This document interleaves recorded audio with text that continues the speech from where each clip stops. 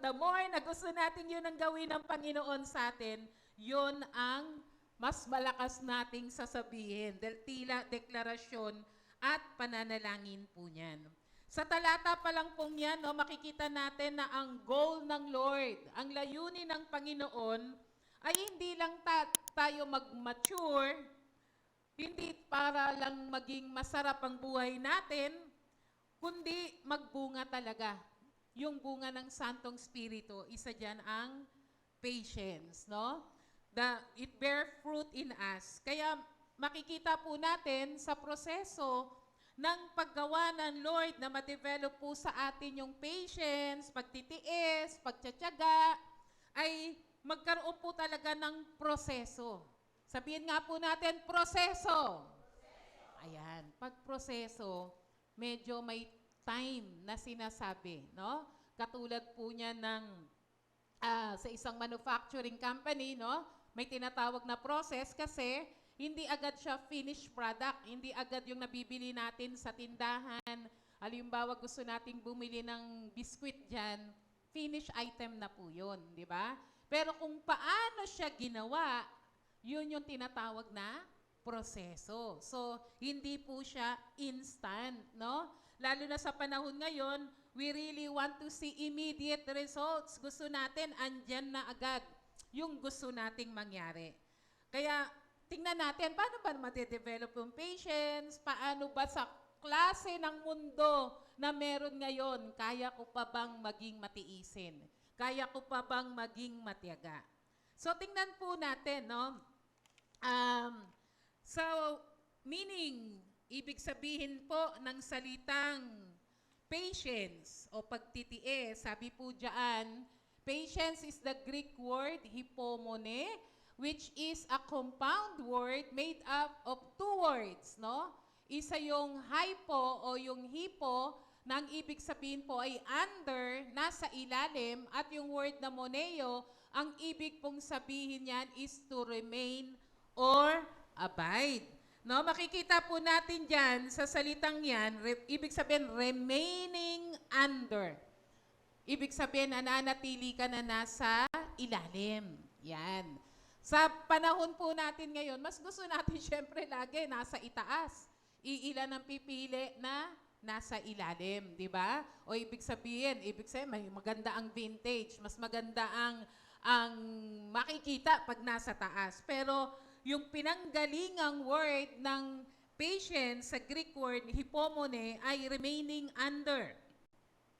That patience is an active trust, steadfast, and obedience.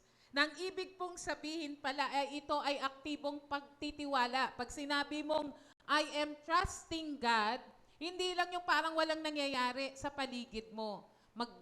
Magkakaroon ng mga instances o sitwasyon sa ating buhay, halos araw-araw yan, na masusubok ang iyong pagtitiis, ang pasensya mo, masusubok ang pagtsatsaga mo, at ang tinatawag na patience ay nagtitiwala ka na sa kabila ng mga nangyayari sa paligid mo, ikaw ay magiging tinatawag na remaining under, kalmado at nandoon ang pagtitiis.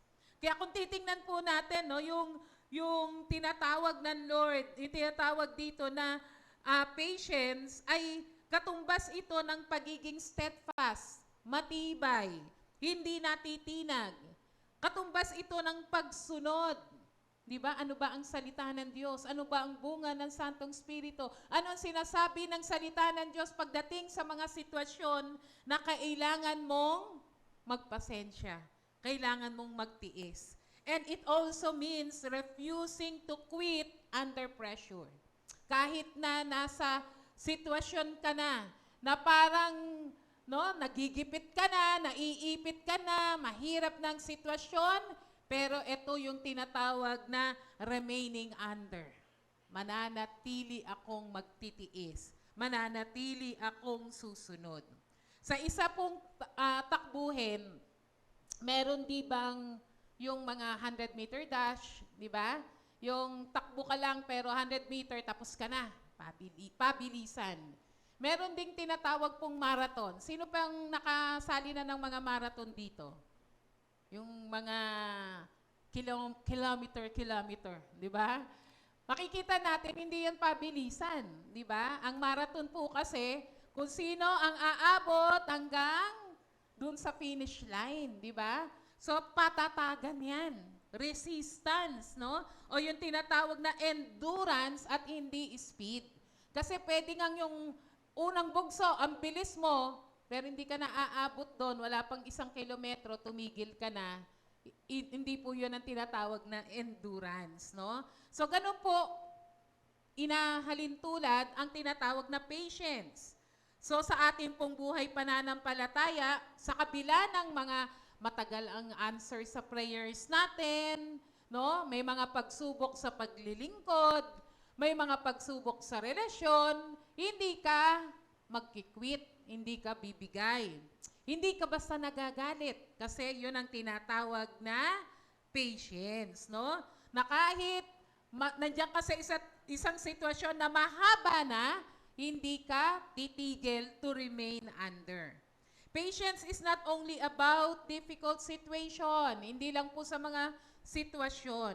Meron din po yung tinatawag na mga tao na kailangan nating pagpasensyahan o kailangan nating pagtiisan o kailangan nating hindi natatangay o natitinag sa kanila. Tingnan po natin ulit ang another meaning ng word na patience. Ayon po sa Vine's Expository Dictionary and of Old and New, ito po ay isang libro o resources na ginagamit ng mga nag-aaral patungkol sa Bible na kung gusto mong mas malalim pa na meaning, makukuha po natin yan sa Vine's Expository. Ano po sabi dyan? Na ang original language gives the meaning as to bear up courageously. Ang sabi po dyan, no? Maging matyaga na matapang kang nag-aantay, matapang kang nagtitiis, matapang kang nagpapasensya. O sabi dyan, under suffering. So ngayon naman, kanina, no, yung tinatawag na remaining under, ito naman, nandun yung pagpipigil, nandun yung pagpapatawad, andun yung pagiging mahinahon. Ibig sabihin, nakaharap ka sa mga tao na mahirap intindihin o tawag natin ay mga difficult person, pero nagagawa mo pa rin magpatawad, nagagawa mo pa rin maging mahinahon, you forgive, you still gentle, nakikita yung gentleness, at may tinatawag na emotional self-control. Nagpipigil, hindi agad nagre-react, hindi agad nagagalit, hindi agad nawawala ang control. Yun po ang meaning ng word na patience. So how does God actually produce this kind of patience in us? Paano ba yan? Gusto ko yan. Gusto ko yung word na hypomone. Yan, no? High-tech yung pangalan natin. Pero ang ibig pong sabihin yan ay remaining under. Yung mga word na kamukha po niyan, katulad ng binanggit natin kanina, no? Yung nandun yung pagpipigil, andun yung pagtitiis, andun yung pagpapasensya. Sabi po dyan, no? Sa next slide, another meaning is to remain under or abide under difficult circumstances. And when it is not possible to escape or avoid them. Ito yung nananatili ka sa kabila ng matinding sitwasyon sa buhay mo. Tingnan po natin ngayon, ano ba ang kinalalagyan natin? Nasa gitna ka ba ng matinding circumstances o pangyayari sa buhay mo? Difficult. Medyo parang gusto mo nang gumib up. Baka gusto mo nang umayaw, no? Lalo na pag patungkol sa relasyon, patungkol sa pamilya, no? Parang ayaw na nating magtiis. Ayaw na natin yatang maging matyaga. Pero the very word, breakthrough patience, yun ang gusto po natin. That even in difficult circumstances, paano po dinefine, paano po pinaliwanag dito yung word na difficult circumstances? Yung tipong gusto mo nang kumawala. Yung gusto mo nang mag-escape, gusto mo nang tumakas. O iwasan yon. Baka ganun na yung sitwasyon natin na parang mas madali hatang umalis na lang. Mas madali hatang mawala na lang, di ba? So, yung meaning ng patience is nananatili ka. Pinili mong magtiis, pinili mong manatili, kahit ang sitwasyon mo ay mas madali ang tumakas. It literally means to remain under and speaks of endurance under great strength. So, ibang klase po pala, no? Ang patience ay hindi po kahinaan. Na kapag ikaw ay nagtitiis sa matinding, mahirap na pangyayari o circumstances ng buhay mo, na tila mas madali ang tumakas o iwasan yon, pero pinili mo pa rin. Merong kang power and strength to endure. So, ibig sabihin, super ka pala. Super. Kakaibang lakas. Kakaibang kapangyarihan. Dahil sa iba, aalis na lang. Sa iba, iiwasan na lang. Sa iba, iwanan na. Di ba? Pero ikaw, pinili mo. Kasi may kalakasan ka na galing sa Panginoon para magtiis. Amen. Palakpakan po natin si Lord. No? Pag tinitingnan kasi natin, parang pag hindi ka lumalaban, pag hindi ka, nandiyan ka pa rin sa kabila ng sitwasyon mo, ang tawag pala dyan ay meron kang great strength because you choose to endure. Sabi po dyan, no? Next, ang sabi po dyan, a patient person is one who suffers long. Sabihin nga po natin, suffers long. Nagtitiis ng mahaba. Di po ba? Who even in the most difficult times and with the most trying person remains in relationship. Pag sinabi ka palang pasensyoso, matiisin, matyaga, ang bunga ng Santong Espiritu na yan, ang ibig sabihin, nagtitiis ka ng maiksi ba? Nagtitiis ka ng mahaba. So, kasing hulugan rin po pala siya ng word na long, di ba? Long suffering. Di po ba? No, parang pag bumabati sa mga laro ng mga bata ng pahabaan ng happy birthday. Happy birthday! Talo ka agad, di ba? Pag maiksi lang yung hangin. Etong long suffering na to, mahaba. Kahit daw nasa isang mga panahon na napakahirap na. Sabi po dyan yung word na most difficult. No? Sa word po natin, pag yan yung superlative na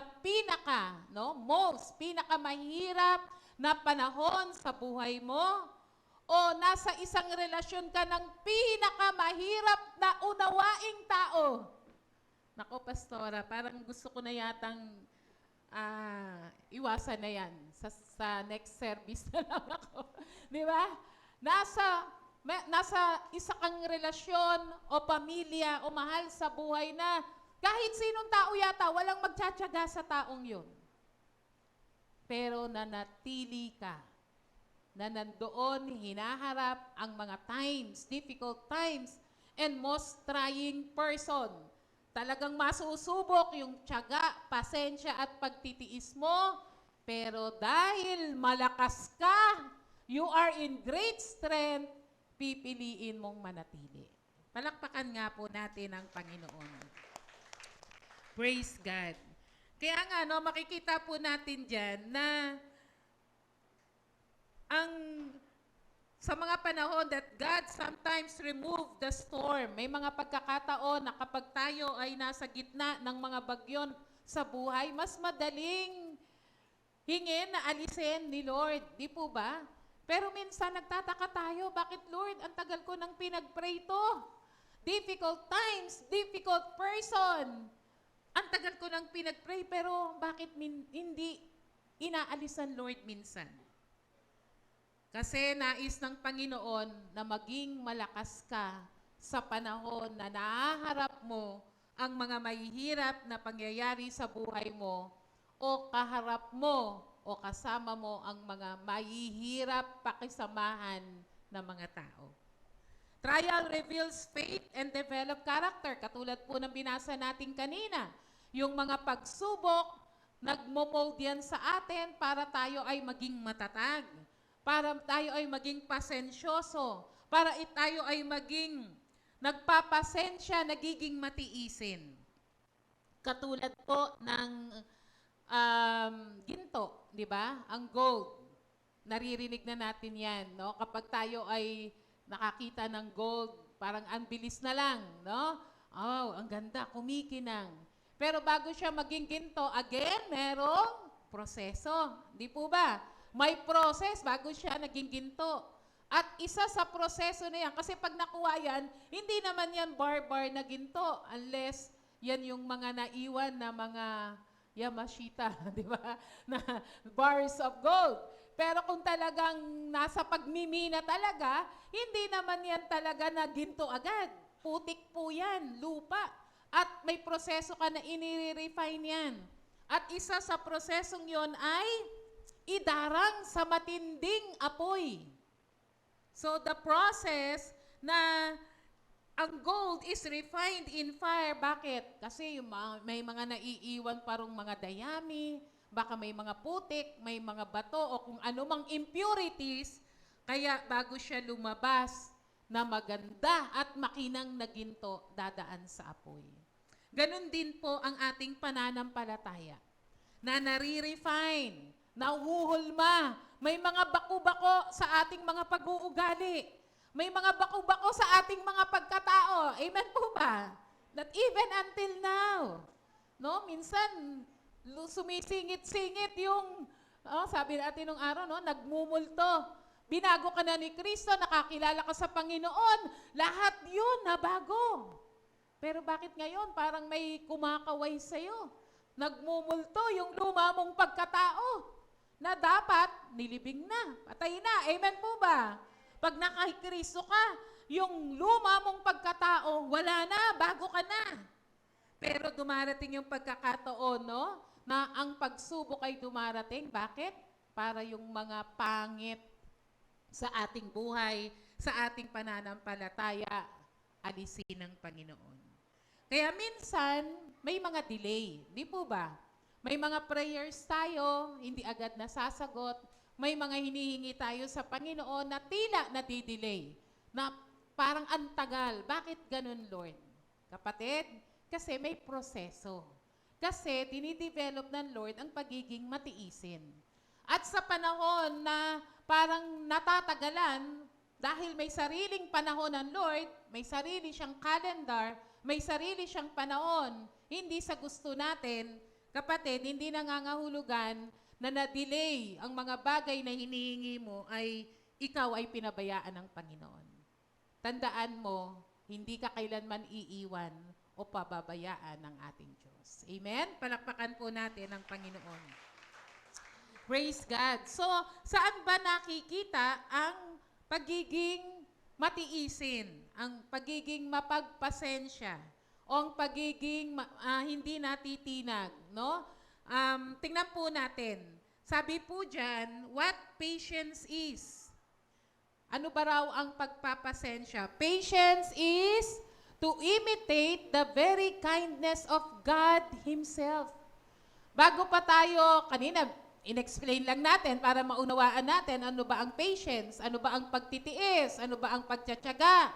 Ang nangangahulugan po pala, no, ang sinasabi ng Biblia, kung gusto mong makakita ng modelo o gagayahin ng pagiging pagtsatsaga at pagpapasensya, walang iba kundi ang ating Diyos.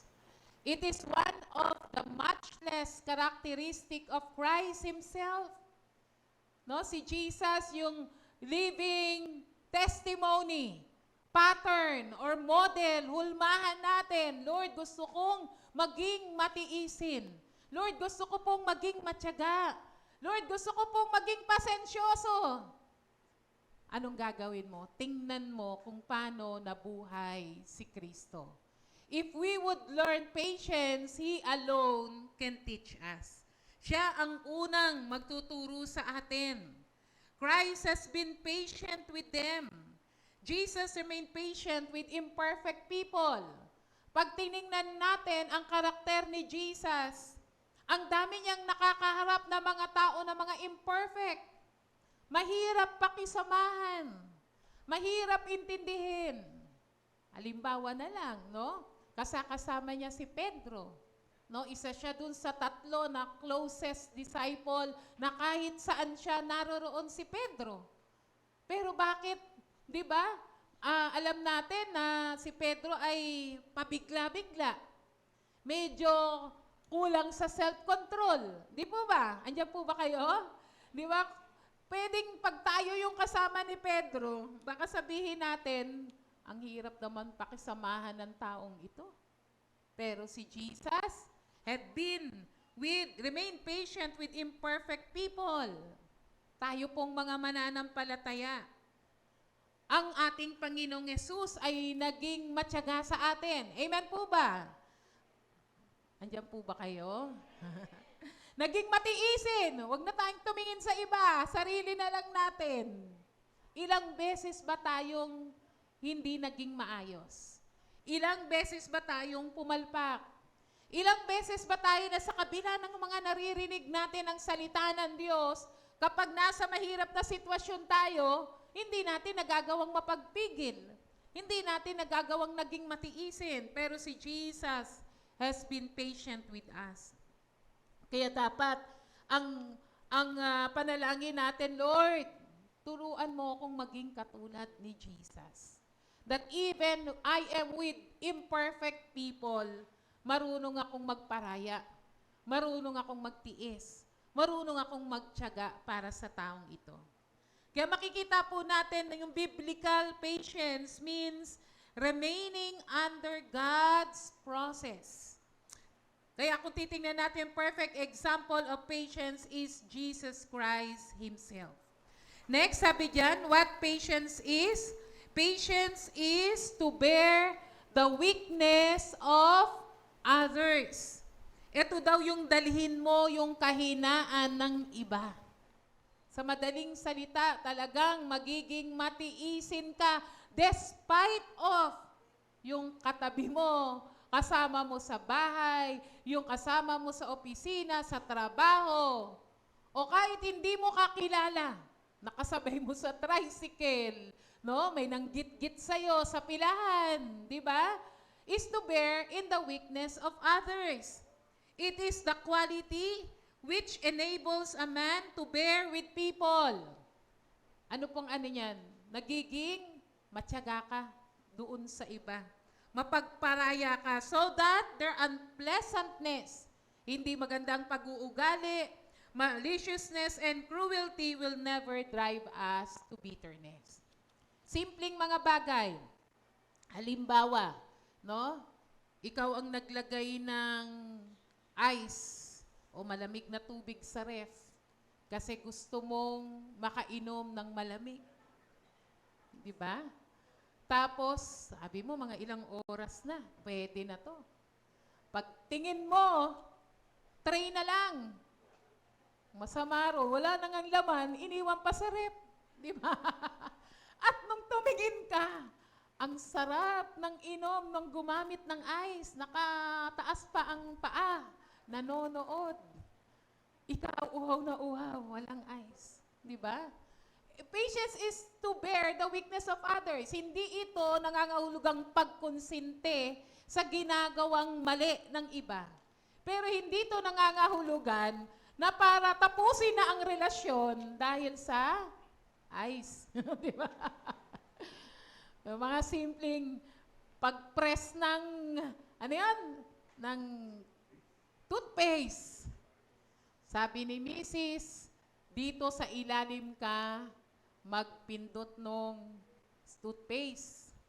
Tuwing tingin, andun sa gitna. Di ba? Minsan, yan mga simple lang. Paano kung nasa kalye ka? Nagda-drive ka. Tapos may mabait na nagsesenyas ka ng kakaliwa, biglang may umarurot. Anong gagawin? Sir, anong gagawin mo, sir? Mag-pray. O, diba? Patience yun. Diba? Mag-pray nang bumababa at wag mong awayin yung driver. Nung kahapon lang sa Don't Watch, may nakita kami na aga-aga, nagigit-gitan na. So tingnan natin kapatid, talagang kailangan natin na to bear with the weakness of others. Sabi po dyan, patience is relational. It is tested not only, ibig sabihin sa mga panahon na natatraffic, nadidelay, unanswered prayer in difficult season. Hindi lang yan sa mga matitinding pagsubok sa buhay. Sa pang-araw-araw nating buhay, meron tayong mga titiisin na mga tao na hindi sila pleasant, they are cruel, na parang sinasadya pa ang ginagawa.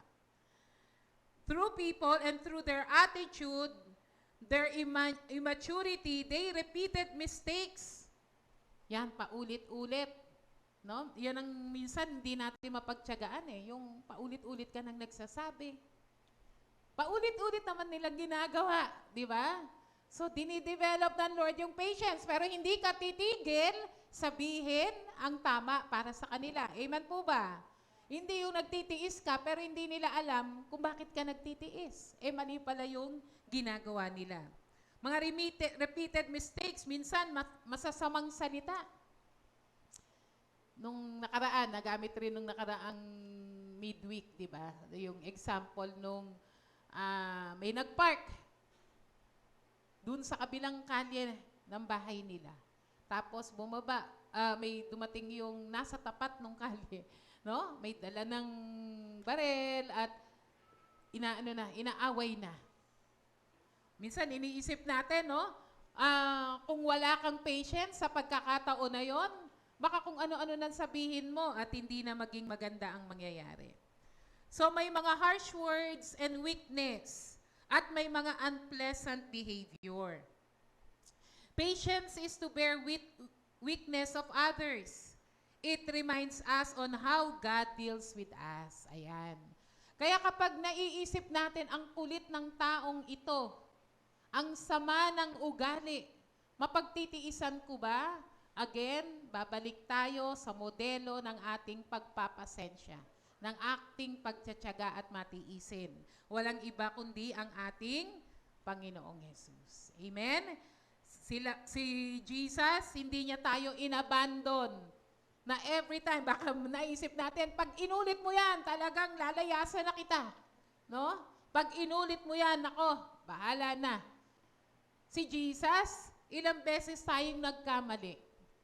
Sinasabi ba niya na kapag inulit mo yan, pag ikaw ay matigas ang ulo, bahala ka sa buhay mo? Never. Tayong iniwan ng Panginoon. Pag pinipili nating magkasala, yung kasalanan ang naglalayo sa atin sa Kanya. Amen po ba?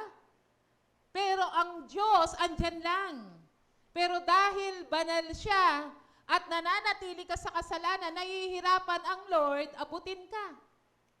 Kaya kailangan, di ba, yung conversion natin, nung tayo ay na-born again, ano ang unang ginawa? Nagsisi. Amen po ba? Pinagsisihan ng kasalanan. Ang pagsisisi ay hindi lang yung nalungkot ka, hindi lang yung naiyak ka, hindi lang yung you feel sorry. Ang makikita natin na ebidensya na ikaw ay nagsisi kapag nagbago ang buhay mo. Amen?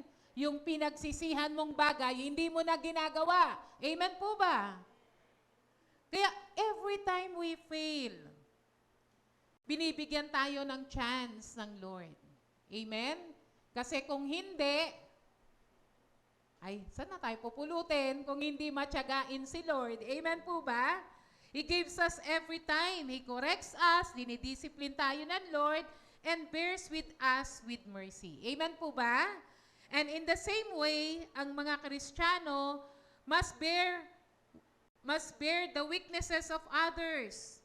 to carry the burden of dealing with imperfect people without becoming immediately angry or resentful. So, pang-araw-araw na buhay, paano ba tayo nagre-react? Ang pagpapasensya pala ay pagiging matiisin sa kabila ng may mga tao, kakilala, mahal natin sa buhay o sino man, pipiliin nating maging matyaga na hindi ka nagtatanim ng galit. Na hindi sumasama ang loob mo, hindi ka nagiging bitter, hindi ka nagiging resentful, hindi ka nagagalit. Pag nagalit ka na, minsan, no, mga born again, may biglang masama ugali. Ano siya sabi natin? Bahala na si Lord sa'yo. Ano bang sinasabi mo? Nag-i-speak ka ba ng blessing? O parang inaantay mo na bumaba ang kidlat at kidlatin yung taong kausap mo? Bahala na si Lord sa'yo. Di ba? Minsan ganun. Dapat hindi ka magiging resentful. Hindi dapat magagalitin or sasamaan loob. Next slide. Sabi po dyan, patience, what patience is really faith in action. It is trusting God's timing. Sabihin nga po natin, God's timing. While remaining gentle, faithful, and steadfast in trial. Ang pagiging matiisin pala ay patience is faith in action. Sa mga panahon na akala natin, di po ba, na tayo ay matiisin, yun pala, bumibigay na po tayo. Dapat active. Nagtitiwala ka sa panahon ng Panginoon. We continue trusting God's timing while remaining gentle, faithful, and steadfast in trials. Pwedeng gawin yan pag wala ka sa pagsubok eh. Pero pag nasa panahon na nahihirapan ka, dapat ilagay natin sa puso natin at isipan, magtitiwala ako sa panahon na itinakda ng Panginoon. Magtitiwala ako sa proseso ng Lord. Na kapag dinidevelop, Lord, parang gusto mo nang tumigil, gusto mo nang umayaw, mag-pray ka, Lord, talagang bigyan mo ako ng patience, gawin mo akong matiisin, na huwag akong magpanik. When life becomes difficult, hindi ako matataranta. Kapag andyan na yung mga matitinding bagay sa paligid ko. Instead, ang magiging prayer mo, Lord, I don't understand this season, but I trust your heart. Ang sasabihin mo kay Lord, Lord, nagtitiwala ako sa puso mo, sa karakter mo. Kasi may mga pagkakataon na parang hindi natin nakikita na gumagalaw ang kamay ng Diyos. Na parang walang nangyayari. Di po ba? Ang kailangan ay magtiwala sa panahon ng Panginoon. No, sabi po sa Hebrews, we should remain strong during trouble. Tayo daw po ay manatiling matibay kapag tayo po ay nasa gitna ng pagsubok. Sa panahon na tayo po ay nahihirapan. Sabi po dyan, no? That believers should remain strong during trouble. Sabi hindi ko makita yung verse dito. Trials are no sign that God has abandoned us. They are opportunities to experience. Ang mga pagsubok daw po ay hindi nangangahulugang pinabayaan ka ng Panginoon. Ito po ay mga pagkakataon na ma-experience natin kung gaano kalaki ang biyaya ng Lord. Naranasan niyo po ba sa mga panahon na nangangailangan ka? Tapos parang hindi dumadating yung kailangan mo. Diba? May kailangan kang pera. Pero nakalipas ang maghapon, nakakain ka pa rin. Napansin mo ba yon? Napansin mo ba yon? Di ba? Yun po ay grace ng Lord. Na sa kabila ng akala mo wala ka, lumipas ang maghapon, Lumipas ang panibagong araw, nakakakain ka pa rin. Tingnan nyo nga po yung katabi nyo. Mukhang pinapakain pa rin ba ni Lord yan? Hindi naman kulang sa sustansya, di ba? Buhay pa tayo, naglalakad, merong lakas. Amen po ba? Palakpakan nga natin si Lord. That is God's sustaining grace. Yan ay ang pagsasabi na hindi ka iniwan ng Panginoon. Katulad po ng isang puno. Yung mga malalaking puno, no, na nakikita natin nung isang araw, no, sabi ko, dito kasi sa atin, sa Pilipinas, pag sinabing puno, puno. Sa English kasi, merong tinatawag na shrub, bush, at tree. Basta tayo, puno. Di ba? No? Ang mga matitinding mga puno, nagiging matibay sila kasi sa panahon ng mga bagyo, matinding init, yun yung panahon na ang kanilang mga roots, lalo na pag bumabagyo, ay lumalalim ng lumalalim ang kanilang mga ugat. Kaya pag dumating ang matinding bagyo, hindi sila basta-basta mabubuwal. Ganon din po ang mga mananampalataya. Nagiging matibay tayo sa kabila ng mga pagsubok sa buhay kasi doon lumalalim ang pananampalataya mo. Mas lalo kang nagiging matiisin. Sabihin nga po natin, matiisin. May katabi ka ba? Sabihin mo rin sa kanya, wag mo lang sigawan. Sabihin mo, matiisin. Anong sabi? Pag yung kasama mo ay, pag katabi mo kasama mo sa bahay, nangingiti ka. Nangingiti ka. Matiisin. Dahil sa panahon ng bagyo ng ating buhay, mas lalong lalalim ang mga ugat ng pananampalataya at hindi ka basta bibigay dahil sa panahon ng pagsubok, nagtitiwala ka sa Panginoon at nagiging matiisin ka. Amen? While waiting, our greatest battle is not external but internal. Hindi na patungkol sa mga nangyayari sa labas o sa mga taong kausap lang natin, kundi yung ating mga reaction, yung ating mga pag-uugali. Ano sabi ng Ecclesiastes? No? Sabi diyan, patience, next po, is a must. Ang pagtitiwala ay matinding, ay kailangan po natin. Sabi ng Ecclesiastes 7 verse 6, basa po tayo. It is better to finish something than to start it. It is better to be gentle and patient than to be proud and impatient.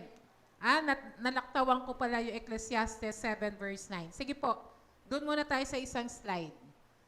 No, sabi niya, what patience is? Patience is to be slow to anger. Sabihin po natin, slow to anger. Matagal magalit. Hindi basta agad-agad nagagalit.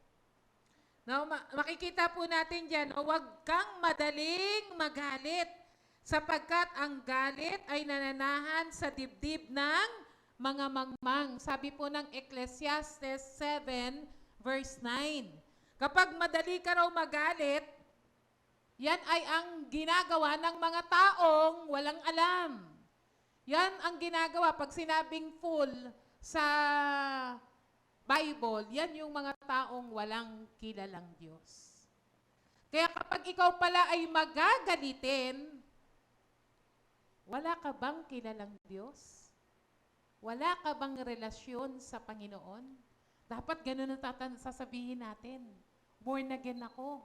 May relasyon ako sa Diyos. Hindi dapat ako magagalitin. Amen po ba? Andiyan po ba kayo? So makikita natin no, na talagang patience refuses to allow anger. Normal na reaksyon natin ang magalit. Pero kung huhubugin ng Panginoon, hayaan mo ang banal na spirito, ma-develop yung pagtitiis, pagtsatsaga, pagpapasensya, Kapag magre-react ka sa mga pangyayari sa paligid mo o sa mga taong kaharap mo na mga difficult person, you refuse to allow anger. Hindi mo hahayaang pumasok ang galit. Dahil ang pagiging magagalitin ay trabaho o karakter ng mga taong walang relasyon sa Diyos. Pero dahil tayo ay mga binago ng Panginoon, nakakilala kay Jesus, may relasyon kay Jesus. Amen po ba? Oh, may relasyon sa ating Panginoon. Tatanggihan mo anumang klase ng galit, anumang pagkainis, o baka paghihigante, no? Na nasa isip mo. Nire-remind po tayo na ang mga early believers, no? Ang mga mananampalataya nung araw ay dumanas ng mga pag-iinsulto. Dumanas po sila ng mga masasakit na pananalita. Dumanas po sila ng physical na hirap. Di po ba pag tiningnan natin yung mga kwento na ng mga history na katulad yung merong mga mananampalataya na dahil ayaw nilang itanggi ang kanilang pananampalataya, si Peter po ay, according to history, siya po ay ipinakong patiwarik. Dahil ayaw niyang gayahin yung pagpako sa ating Panginoon. May mananampalataya na binalatan ng buhay. No, they suffer insults, they suffer ng mga pain sa kanilang mga katawan, pero hindi nila piniling magalit. Si Jesus nga, pinagtatawanan na siya ng mga tao. Anong unang sinabi ng Lord? Lord, forgive them. Hindi nila alam ang kanilang ginagawa. Amen po? Baka sabihin natin, si Jesus naman Diyos. Tandaan po natin sa panahon na yan, ang Panginoong Yesus ay tao, nagkatawang tao. Kung talagang pag tayo ay kinukurot, nasasaktan, ganun din po siya. Mas lalo kung napako ka sa krus, tutusukin ka sa tagiliran, sasampalin ka ng mga tao. Pero si Jesus pinili pa rin, no? Instead na galit, pagpapatawad ang kanyang naging panalangin. Palakpakan po natin ang Panginoon. Kaya instead na anger, dapat love, joy, and peace ang makita sa atin. Pag naging impatient ka kasi, nagalit ka, nawala yung pagtitiis, pagtsatsaga, pagpapasensya, nagsalita ka ng masasakit. O minsan, baka naging physical pa. Di ba? Anong mawawala? Wala na yung joy. Wala na yung love. Wala nang kapayapaan. Amen po? Kaya dapat talaga bago mag-react, Lord, tulungan mo ko. Talagang kapag may mga sitwasyon, mag-pray. Yun ang mas tama. Kaya tanungin po natin ang ating sarili, how do I respond when people disappoint me? And when life doesn't go my way? Paano ba ako nagre-react pag ang mga tao hindi ginagawa yung gusto ko? O mali yung nagawa sa akin? Dapat ang response po natin ay makikita yung maturity natin sa kabila ng mga nangyayari sa ating paligid. Next po, sabi diyan, the need to be patient. Patient is a must. Kailangan po na makita sa atin, tayo ay maging matyaga, matiisin, pasensyoso. Ano sabi ng Ecclesiastes 7 verse 9 na binasa natin kanina? No, sabi diyan ay mabuting nagtatapos kaysa nagsisimula. At mas maiging maging mahinahon at pasensyoso kaysa ipakita mo na ikaw ay malakas. Minsan kasi, no, kapag halimbawa yung taong yun, di tayo kilala. Tapos kung ano-ano sinabi, ano-anong ginawa. Tapos sasabihin mo, hindi mo ba ako kilala? Yan, hindi kanya nga kilala eh. Di po ba? Baka hindi mo kilala kung sino ako. Di ba? May mga ganun po tayong word. Pero mga kapatid, minsan, no, sabi diyan mas maigi na natatapos natin ang mga bagay sa atin sa maghapon ng may pagpapasensya at mahinahon. Many people begin with passion, but stop when opposition comes. So ang pinag-uusapan po rito ay yung pagiging matiisin. Dahil maraming nagsisimula, hindi nagtatapos. Maraming maalab sa Panginoon. Pag dumating ang pagsubok na bahagi ng buhay ng mananampalataya para tayo ay ubugin ng Diyos, wala ang pagpapasensya, wala ang pagiging matiisin, hindi ka na natapos. Hindi ka na nakatapos. Kaya dapat tayo, no, kapag may mga kapatiran tayo na hindi natin nakikita, umaten ngayon, sa susunod wala pa rin. Maaring hindi na sila naging matiisin. So anong gagawin po natin? Ikaw na nandito pa at piniling maging matiisin, i-follow up natin sila. Amen? Kumustahin natin sila. At pagtiyagaan natin na ma-develop sa kanila yung pagiging matiisin. Dahil hindi mo naman pwedeng sabihin na, kapatid, bumalik ka na kay Lord, mawawala yung problema mo o wala kang problema. Hindi naman totoong walang problema pag na kay Lord. Amen po ba? Pareho lang. Ano sabi nga ng mga Kristiyano, bet ganun, kung kailan ako na born again, saka dumating ang problema. Matitindi pa. Anong pinag-iba mo nung hindi ka born again? Aba, malaki ang pinagpagkakaiba. Nung nasa mundo pa ako, wala akong Kristo, pag may problema, ako lang mag-isa. Pero ngayon, na kay Kristo ako, gaano man katindi ang problema, ay, hindi yan problema dahil kasama ko ang Diyos. Yon ang malaking pagkakaiba. Palakpakan po natin ang Panginoon. Kaya, nire-remind po tayo that patience, endurance, we possesses our souls. Totoo po. Pag hindi ka naging matiisin sa mga pagsubok sa buhay, mawawala ka sa Lord. Kaya importante po yung nagka-quiet time. Paano ba nare-remind? Paano ba madidevelop? Paano ka ba magmamature? Yun ay sa pamamagitan ng pakikipag-usap sa Lord. Pagpananatili ng relasyon. Nagka-quiet time ka pa rin ba? Nagpre-pray ka pa rin ba? Kapatid, kasi pag hindi, mahirap maging matiisin. Pag hindi ka nanatili sa relasyon mo sa Panginoon, kapatid, bibigay ka. Kaya ang sabi po sa atin, no, kung gusto po natin ng revival, hindi lang puro excitement. Wow, revival! Na-anoint ako! Napuspos ako ng Holy Spirit! Pero kailangan consistent. Hindi ka bibigay. Hindi mo hayaang mga temporary frustration, na disappoint ka, na discourage ka, mawala yung pangako ng gantimpala sa iyo.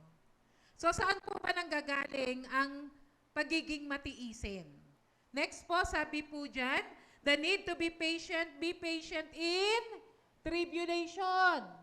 Kahit sa panahon, pag sinabi pong tribulation, yan na yung matinding paghihirap. Yung mga matinding mga bagay na halos aalisin ka na sa pananampalataya mo. Sabi ng Romans 5:3 and 4, basa po tayo. And we are also happy with the troubles we have. Why are we happy with troubles? Because we know that these troubles, basa po tayo, makes us more patient. And this patience is proof that we are strong, and this proof gives us hope.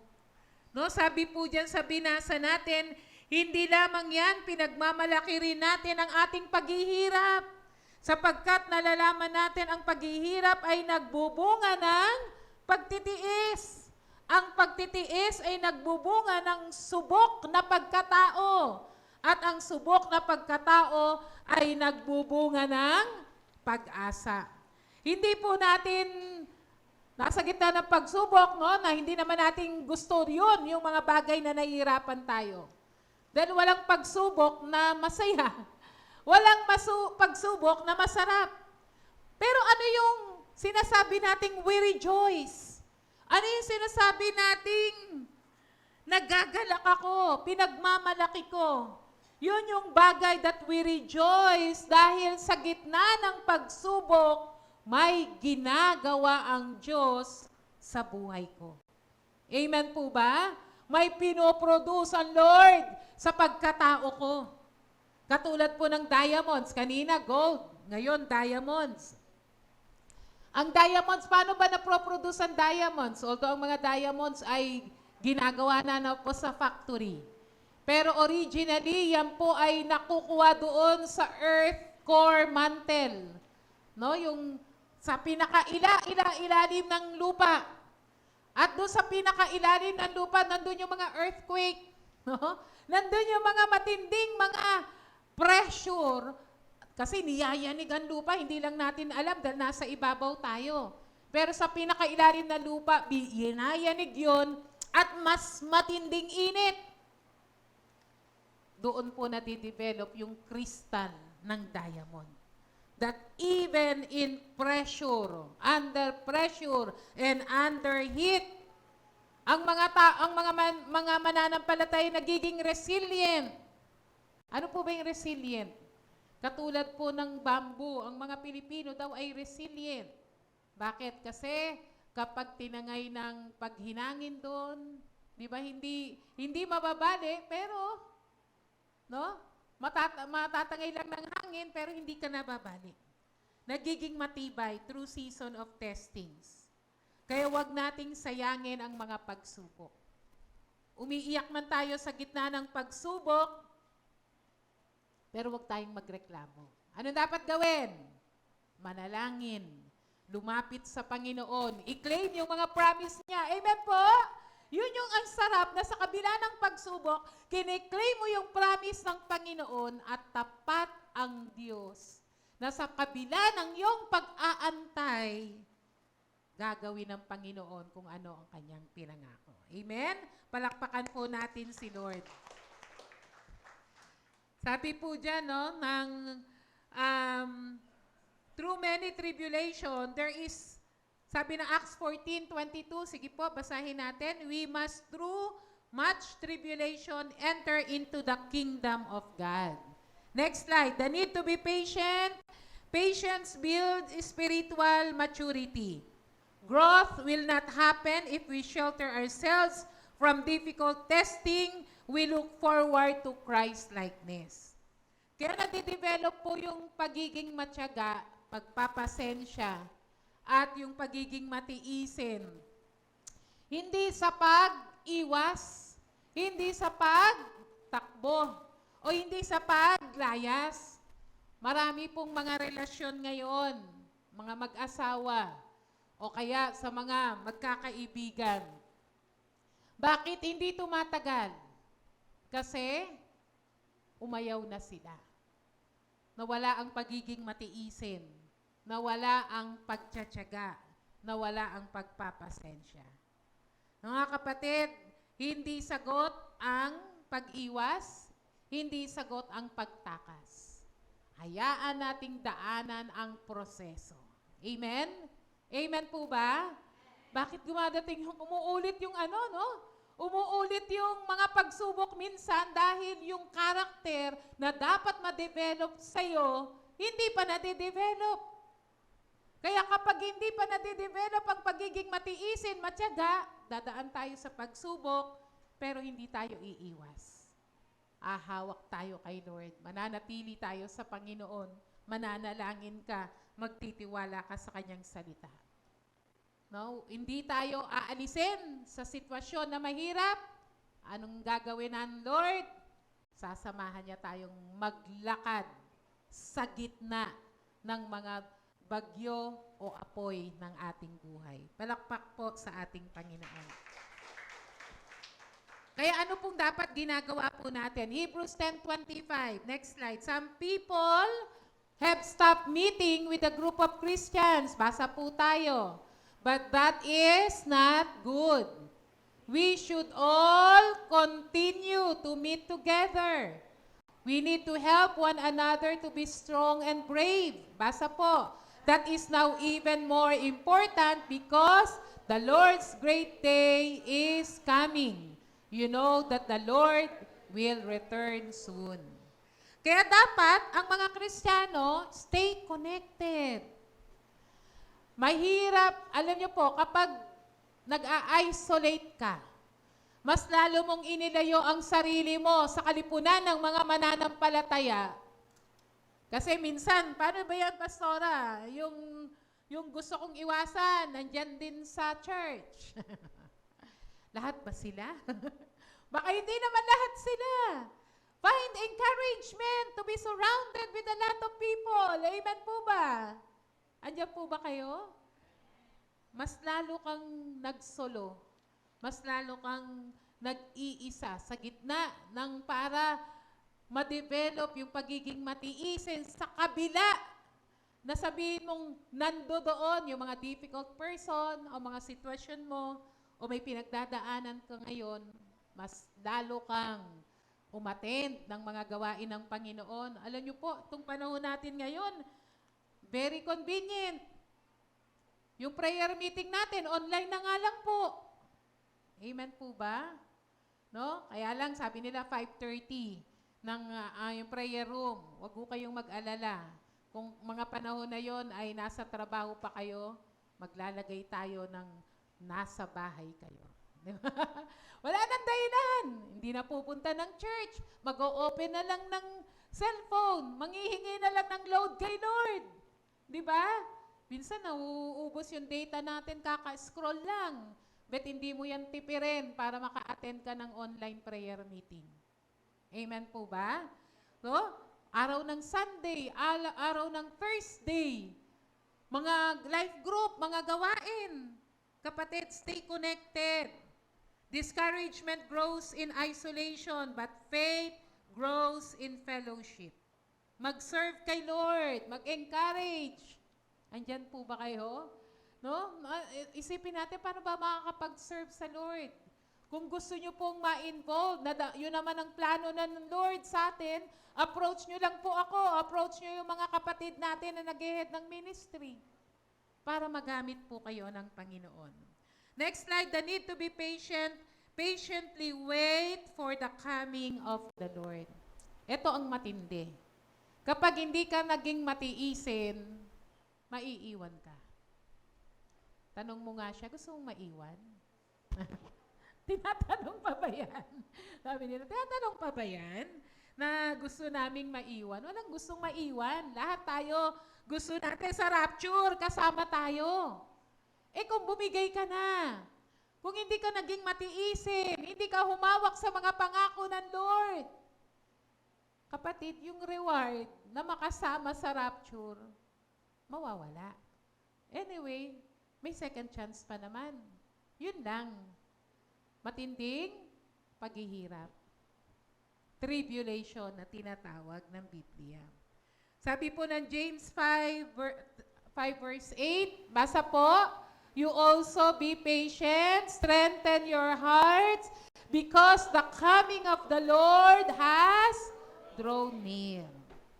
Kaya kapag sa panahon na parang ayaw mo nang maging matiisin, mapasensyoso o matyaga, sabihin mo sa sarili mo, malapit nang dumating si Lord.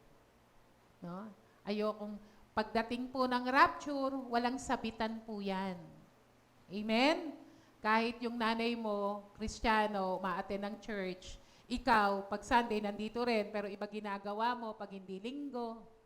At pag nag-rapture, ay, kakapit ako dun sa saya ng nanay ko. Walang ganun. Dahil ang kaligtasan ay personal. Amen? So, maging pasensyoso kapag, ay, pinakamatindi, no? Pag gustong-gusto mo nang bumigay, gustong-gusto mo nang gumib up, parang ayaw mo nang magtiis, sabihin mo sa sarili mo, darating na si Lord. Amen? Sabihin mo sa katabi mo, darating na si Lord. Maging matiising ka. Dugdagan mo na rin, pagpasensya mo ako. Amen? Palakpakan nga po natin si Lord. And next, sabi Hebrews 10:36, basa po tayo. You need to be patient and strong. then you will continue to do what God wants. As a result, you will receive what God has promised. Sino yung tumatanggap nung answered prayer? Sino yung nakakatanggap nung sagot sa pangako ng Panginoon, na yung nare-realize yung fulfillment ng promise ng Lord? Sino po? Yung nag-aantay, yung nagtitiis, yung nagiging pasensyoso, yung mga nagtsatsaga. Amen po? Kapag bumigay ka na, pag hindi ka naging matiisin, mas naging magagalitin ka, mas nagtatanim ka ng sama ng loob, kapatid, hindi darating, sayang. Andyan na, bumigay ka pa. Ito na yung delivery ng promise ng Lord. And lastly, the blessings of patience. 3 important things. Basa po, be patient and strong. Continue to do the will of God and receive the blessings of His promises. Malakas na palakpak po sa Panginoon. Tumayo po tayong lahat. Baka sabihin po natin, Pastora, madali lang pong sabihin yan. Madali ring ituro. Pero yun nga ang purpose eh.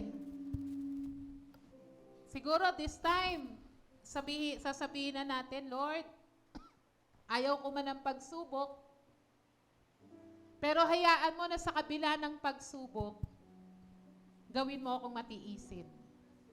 Gawin mo akong matyaga. Gawin mo ako na mag-aantay lagi sa bagay na gagawin mo.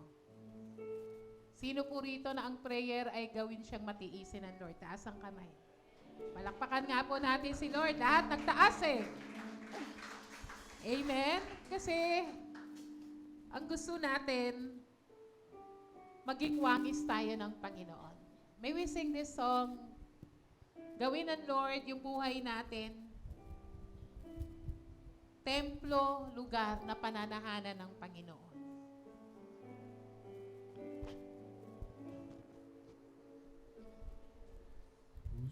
Puso ko'y ninuno sa'yo, nagpapakumbaba at susumamo, naging dapatin mo, ikaw ay mamasdan, makanikan, sa'yo ay Ulitin po natin. Yan po ba ang gusto nyong gawin ng Lord sa'yo? Let's raise our hands. ang puso ko'y dinudulog sa'yo. nagpapakumbaba. Hallelujah. Make that your prayer. Raise your hands to God. Baguhin mo ako, Panginoon. Dapatin mo, Ikaw ay mamasdan, makanikan, sa'yo ay bumisan. Tuwing mo ang buhay ko'y maging banal mong tahanan, luklukan ang iyong Yes, make that wagas na prayer, Lord, so be it. daluyan ng walang hanggang papurit pagsamba, maghari ka, O Diyos, iyong Sing it again. Lobin mo, Diyos. Lobin mo ang buhay ko'y maging banal mong tahanan, luklukan ng iyong wagas na pasinta. daluyan ng walang hanggang mga papurit pagsamba, maghari ka, O Diyos, For the last time, maaari bang marinig ang mga boses natin? Yes, that is our prayer, Lord. Luklukan ang iyong wagas na pasinta. Yes. Daluyan ang walang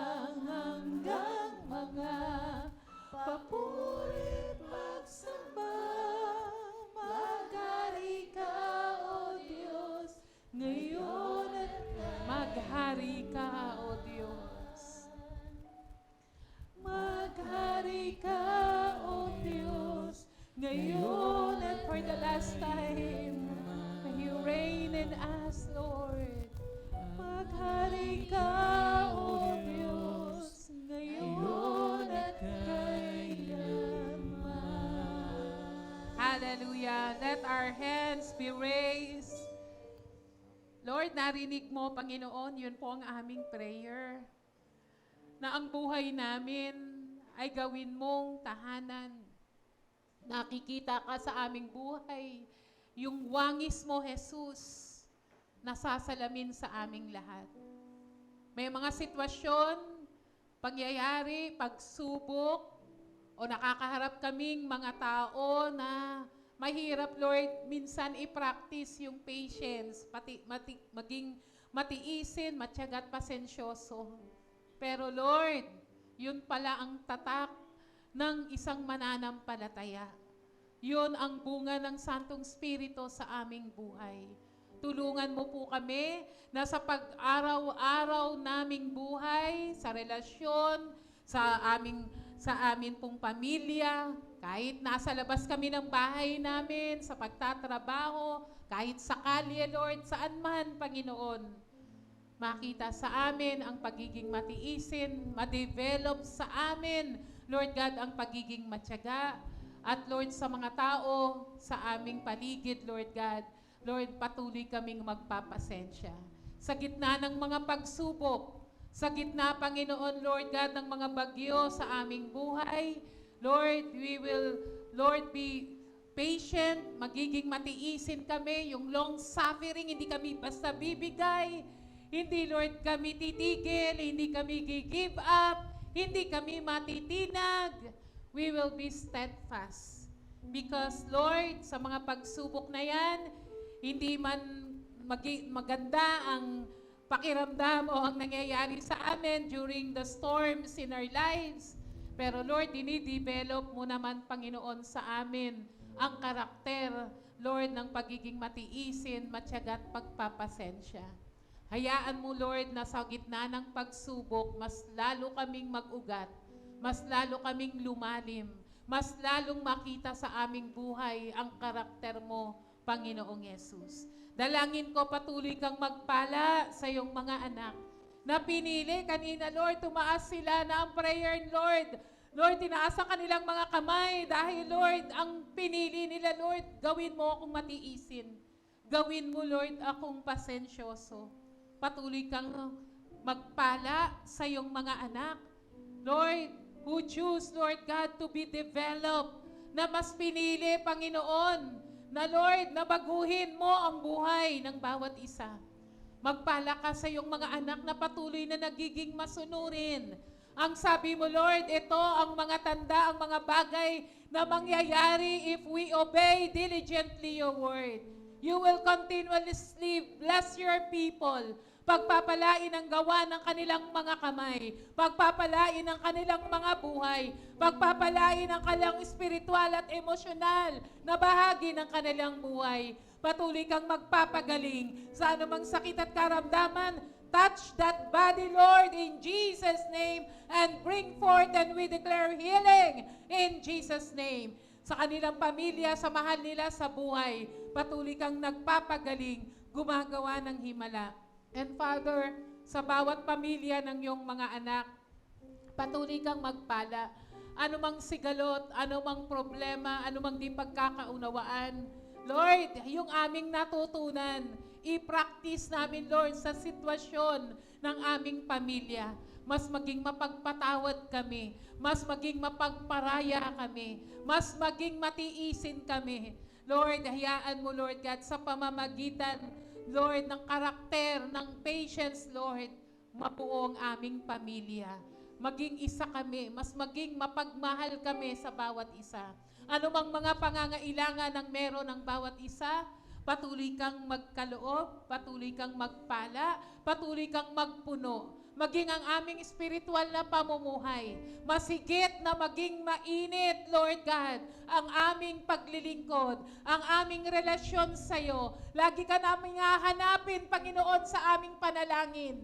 sa pagbabasa ng iyong Biblia, ng iyong salita, at sa pagsunod at paglilingkod sa iyo. Marami pong salamat. Tinatanggap namin ang mga pagpapalat, biyaya na galing sa iyo, Lord. We give you all the glory and praises in Jesus' name.